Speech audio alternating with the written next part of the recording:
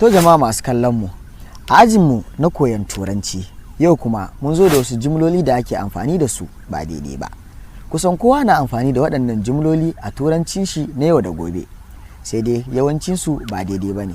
A wannan bidiyo za mu zo muku da waɗanda ake faɗa daidai ɗin da kuma waɗanda ake faɗa ba daidai ba. Yauwa, kar a manta dai a danna subscribe sannan a danna alaman ƙararrawar sanarwa. Mun gode. Idan kana so a kulle biro, ma'ana a ɗaura wa biro marfinsa, yawanci mukan ce close the pen ne. To fa hakan ba daidai ba ne. Daidai shine cap the pen. Cap the pen maimakon close the pen.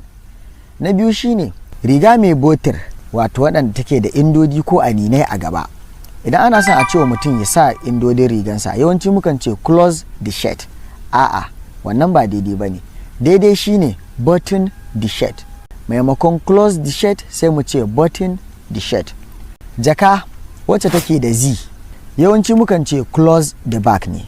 To wannan ba daidai ba ne. Daidai shine zip the bag. Maimakon close the bag sai mu ce zip the bag. Na hudu shine kwali.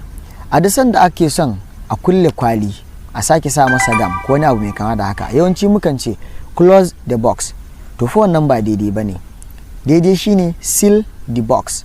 Maimakon close the box sai mu ce seal the box. Na biyar shine lema. Yawanci mukan ce close the umbrella. Close the umbrella. Daidai shine fold the umbrella. Fold the umbrella. Na shida close the gate. Close the gate. Wannan ba daidai bane shi ma.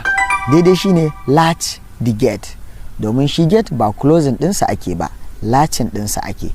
Maimakon close the gate sai mu ce latch the gate. Na bakwai envelope, wato takardar sa wasiƙa. Yawanci mukan ce close the envelope. Close the envelope. To fa ita ma ba daidai bane. Abin da ya kamata ka ce, wanda kuma shine daidai, seal the envelope. Za mu ce seal the envelope maimakon close the envelope.